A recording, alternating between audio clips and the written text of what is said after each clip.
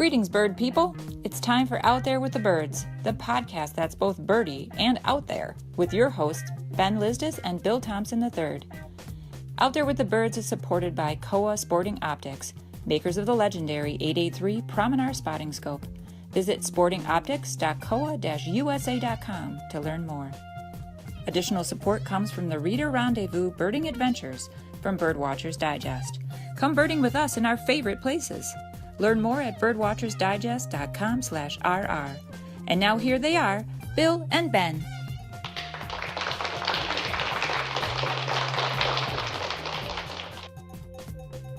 Hey everybody, it's Bill Thompson III here, starting a special edition of Out There with the Birds. Ben and I were recently on Hog Island Audubon Camp in Bremen, Maine, and we started talking about migration, and we got going so much that we decided to do a special migration episode of this podcast. Ben did a couple of interviews, one with Greg Neise from the American Birding Association and one with Dr. David LaPuma from Cape May Bird Observatory. Both of them are sort of migration experts and really super big fans of bird migration. So you're going to hear from Ben in a second. Here's how we started our conversation, and then we'll go to our special guests. So migration this year, I think we've been to several places where we've, in years past, typically one can take the pulse of migration. Yeah, we have. We were at the New River Birding Festival in West Virginia, then kind of jaunted up to northern Ohio to the biggest week in American Birding at McGee Marsh. And I would say, taking the temperature of migration on social media and whatnot, it really seems as though it was an odd year for bird migration. Things didn't quite follow the pattern that they normally had. Right. And I took it upon myself to talk to some friends who are migration savvy and get their takes on it. So I think we'll hear a little bit from them. Yeah, let's hear from them right now. Greg, you and I follow one another amongst, hundreds of other people on social media, of course, and I get to appreciate your insights into a whole host of things. I've been following some of the stuff you've been saying about migration this year, and it seems like people have had all sorts of mixed reactions to migration. It seems there's a consistent line of thought that's been a little bit different this year. So what's your halftime report on migration this year? How does Greg Neise see it? This has been one of the most bizarre and unpredictable migrations I've ever experienced. We do a big day run every May, trying to hit 200 species in Illinois, and we've got a route and we've got everything really well figured out. I mean, right down to the ticky-tacky details. And normally, we run this route between May 15th and 17th. And how many years have you been doing this route? More than 5 years. And all right. And actually probably closer to 8. So, we have a good idea of what to expect. And typically we would expect somewhere between 175 and up, to 200. The last year we hit 191. 2013 we hit 191. The year before I think we hit 178 or 181, somewhere in there. This year we had 135 species. So what's going on? And it was like, well, for one thing, the weather was truly bizarre. We had sustained cold north winds for 15 days, and which, at the outset of May is kind of good.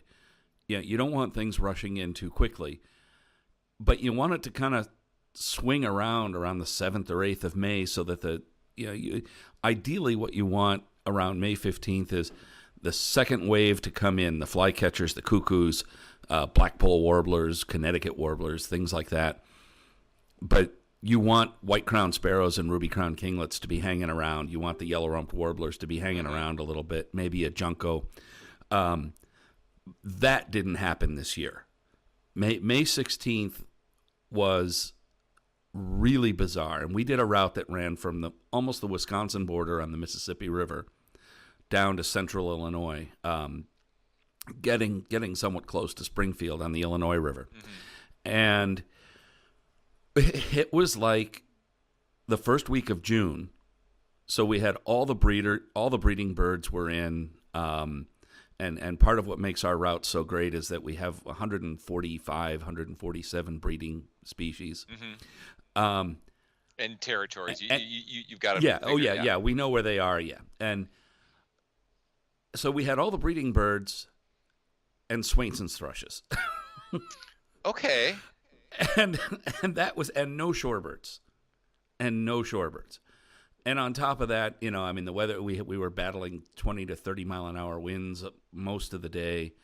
But the birds just weren't there. We have a couple of places that are just, when there's migrants about, we have one place up in Lost Mound, the Upper Mississippi National Wildlife Refuge, that's just fantastic. It's the northern edge of a huge tract of woods that starts on the Iowa side and ends at a bluff on the Illinois side of the river. And birds just kind of move through this and hit the edge of that woods and concentrate there. And in the morning, when the sun hits those trees, it faces east. When the sun hits those trees, the birds just come right out to the edge on the road. And I mean, year after year, we've had just gangbuster concentrations of warblers and other migrants along this 2-mile stretch of road. It was absolutely silent, except for red-eyed vireos. Yeah. And things like that, scarlet tanagers.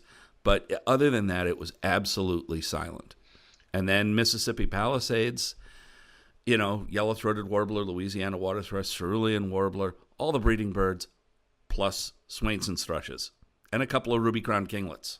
Wow. So, what's your take on it? What's the analysis here? Is this a lack of bird situation? Is this the timing of everyone just got screwed up by weather events? I mean, I think the latter. I think the weather events have been extreme. I think the birds are getting pushed around. So, interestingly, the day that we ran that route on May 16th, the winds were pushing up from the south, and there was a low pressure system with rain coming in from the northwest corner of Illinois, and this typically would be just golden for us. You want to be right at the edge of the rain so the birds drop out of the sky on top of you. Exactly. Well, what happened was the wind hit this front system coming down and veered from south to sharp west to east. And the birds just followed it to the lakefront. So while we had one of the worst days we've ever had, Montrose Point on the Chicago lakefront had what Bob Hughes, who's been birding there every day since the 1970s, said was probably the very best day he's ever experienced there. The birds are getting blown around and concentrated. Yeah. And now there's places where they've seen very few migrants, and then other places where they're just overloaded. I think a lot of migrants, like Danny Akers in Iowa, was having a fantastic time, while Biggest Week was really struggling to find even the most common birds that should have been there. And I think birds just, they'll move where the winds push them, and mid-May, gotta go. So in Chicago now, what is today, the 22nd of May? Yeah. Yeah, we've still got white-crowned sparrows, ruby-crowned kinglets, but now there's Connecticut warblers all over the place. Yeah, and Blackpool warblers. And I think we've had more Connecticut warblers in the last week than I remember having. There's always Chicago lakefront's probably the best place to see that species in late May, but they're just being reported all over the place. Yeah, someone, Sharon Steitler on Facebook, Bird Chick, said she had one in her yard as she's taking her garbage out. Dumpster bird. So, I suppose. So you're thinking that the strangeness, what's kind of to account for the bizarre nature of bird migration this season, really is a lot to do with mostly weather issues. I think it's weather related. And Heidi Trudell had an observation where the numbers of live migrants were down, but the number of dead birds that she's been given, and that's what she does, has been more than usual. And somebody else speculated that the weather is causing birds to migrate at lower altitudes, and they're flying into buildings. They're flying into buildings and things because this weather's just been so difficult for them to move through. And so birds are still moving up. I think the end of June in the Great Lakes and the northern part, the New England and such, could still be really pretty good. Mm-hmm. So maybe, as strange as the weather has been, maybe pushing it a little late this year. Yeah, and one other thing, there's been some interesting vagrants. More fork-tailed flycatchers than I can remember. There's been fork-tailed flycatchers showing up in quite a few places in the last week or so. Really? Yeah. I heard of one. It eludes me. Or was Michigan? Wasn't there one seeing it in Michigan? One in Michigan, one or two in Florida, one today or yesterday in South Carolina, and there's one somewhere else that just I can't remember where it was exactly, but usually it's one or two. It's been like 4 or 5 this spring. All right. Well, if one shows up to Wisconsin, I'm going to chase it. That's my goal. It'd be a new ABA bird for me. So well, get out and find it. Yeah, exactly. All right. Well, thanks for taking the time to talk to me. Appreciate it, Greg. Anytime. Now here's Ben's interview with Dr. David LaPuma from Cape May Bird Observatory. David LaPuma, how the hell are you? I'm doing well, Ben. It's good to see you. It's good to see you too. So, in Madison. We're in Madison here, aren't we? The Union Terrace. Looking out on the beautiful lake. Yeah, and so you're here for a birding tour because there's birds showing up, passing through. What's going on? Yeah, well, this is the tension zone of Wisconsin, this area of central Wisconsin where the boreal zone meets the prairie zone, and you get this high species diversity. It's just a phenomenal place for birds. It's also the area that Aldo Leopold did most of his work, and so I'm leading a tour with my co-leader, Jay Drew Lanham, who is at Clemson University, but also is on the board of the Aldo Leopold Foundation. And so we lead this tour called Birding in the Land of Leopold, where we kind of trace the conservation legacy of Aldo Leopold through this region, talking about the Leopold land ethic, and also see things that are happening right now that kind of fit that land ethic model, see how it's being manifested in 2017. That sounds like a fantastic trip.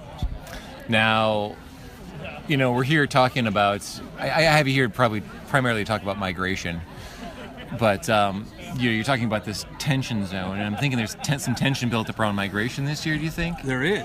What's going on with this spring and bird migration here? It seems like it's not necessarily conforming to norms and standards, and I know you're a metrics guy, you're a radar guy, and I'm looking for the halftime report here. Yeah, there was a lot of normal temporal movement across the Gulf of Mexico into the southern part of the U.S. Things seem, there was, I'm talking from the radar perspective where I can't see the species, but I can see big movements. Like we saw big movements coming across the Gulf when you'd expect them to come across the Gulf. The issue was that there seemed to be these fronts were, instead of being running more northeast to southwest, these cold fronts actually started getting kind of pushed down, running from west to east. So you ended up with a barrier, a blockage that kept the birds in the south, and then you had colder weather to the north, especially up here. So we experienced a very similar thing in New Jersey, but you had more of the cold weather up here in the farther north. So like there were ice storms on Lake Superior late in the season. So north winds, kind of like right, northwest winds with moisture causing heavy precipitation. I wasn't here during that period, but I was out today, and everything looks leafed out as normal. So the vegetation had responded, obviously, at a normal time, but the birds just hadn't gotten up here. And then there was this kind of big uncorking, maybe a couple weeks ago or a week ago. I noticed on the chatter on the list that there were a lot of big warbler diversity a week ago. So it seemed like birds that would normally have come through a couple weeks ago. The biggest week in American birding also, they had kind of slow migration throughout most of the event, and then towards the end they had this uncorking, Boom. and boom, the birds show up. Now that can go kind of one of two ways, right? Like as a birder, you're always, concerned that if there's an uncorking like that, the birds are just going to overshoot. They're going to see the resources are far along.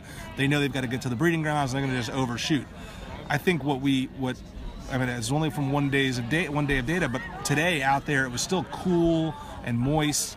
The bugs were low, the birds were low, so it was almost like the birds that came through this uncorking are actually sampling the environment, going, oh well, it's not too far along here, so we can linger around and fatten up. Okay, so am I correct and able to summarize this? Is we're talking about birds being held back when you're talking about uncorking, being held back, and then pop, they're going to come through, as opposed to maybe we're seeing birds just diverting. They're saying, I'm not going to go here, I'm going to get to my breeding grounds one way or another, and I'm just going to go around. So we're talking about maybe a late migration is kind of what you're seeing, as opposed to, winners and losers. Whereas, if you were in the Mississippi River Valley, you really lost out, or if you were in the Ohio, it's that kind of thing. No, I think this was a case. Typically, what would happen is you have cold fronts that move west to east across the landscape, and every time they pass, you have south winds on the approaching side of the front, and you have northwest winds on the back side of the front.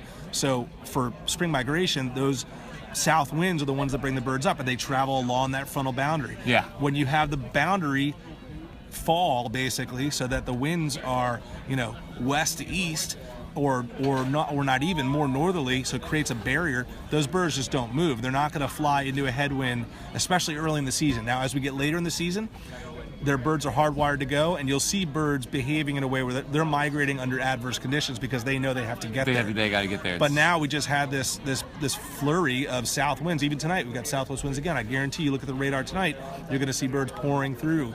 So there's the right conditions for the movement, and now we're seeing the birds moving through in bigger numbers. So essentially, we're thinking the screwy migration this year, strange weather patterns for the most part, as opposed to bird behavior, kind of strange, geological, environmental factors, that kind of thing. It's really wacky weather. Is what we're it was a really, seeing. really, we had a good movement in April in Cape May along the coast. We had a really strong April. Not a lot of east winds, more southwest winds pushing birds to the coast, and we had early, we had stuff show up early. We had stuff show up on time. We had the breeders breeders always keen to sneak in there no matter what. So we had breeding warblers on territory. But then May, we had this kind of shutting down where we didn't, we had cooler weather, we had more northerly winds, didn't have birds pushing through until now. Thanks, David. Interesting what people had to say about migration. In my view this year, we had pretty much all the expected birds, both in West Virginia, up at McGee Marsh, and even the few days I got to spend at home on my farm in southeast Ohio. Migration seemed to be very strung out, onesies and twosies of birds, instead of typically, often years I would see 4 or 5 scarlet tanagers at once, or a whole bunch of thrushes coming through, and really it seemed to be strung out. Our friend Amy and Kim were up at McGee Marsh, I think just a couple of days ago. Here we are at the very end of May, and they said it was hopping with warblers, all kinds of stuff that should have come through the first 2 weeks of May. Yeah. Is coming through the last 2 weeks. Like David LaPuma said, it became uncorked. It was like migration constipation happened this year due to the weather. Yeah. I think. And yet the trees were out. There were insects. But the weather was keeping people. Oh, there were a harbor seal. Yeah. The weather was keeping people, keeping birds rather from moving north. I guess. Maybe I'll never have an explanation. But my fear, of course, and the thing that a lot of people were, I think, murmuring under their breath was, "Oh, is this how migration is now? Have we done so much here and on their wintering grounds in the tropics to challenge these birds and their ability to survive that we're starting to see cataclysmic decline in numbers?" And I think what I've gathered from my talks with Greg and with David is that it isn't so much a population issue, although that's not necessarily doing great, but it is a weather issue. Now you can still say, all right, climate change, have we messed things up here? So So it isn't one of those the birds are gone. It's just how, what sort of weather or climate patterns can we look at in the future, or expect in the future, or the unpredictability of it, and really how it does have an impact on what has been a pretty consistent phenomena for thousands of years. Right. It's really interesting to think about that. That's a wrap for this episode of Out There with the Birds. Special thanks to Koa, our optic sponsor. Learn more about their fine line of birding products at sportingoptics.coa-usa.com. We're also supported by the Reader Rendezvous Birding Adventures from Birdwatchers Digest. Your next birding adventure starts at birdwatchersdigest.com/rr. Tune in next time for some more yakking from the Krakens, Bill and Ben. Until then, keep your eyes to the skies and your hands off the pies, and we'll see you out there with the birds. Ciao!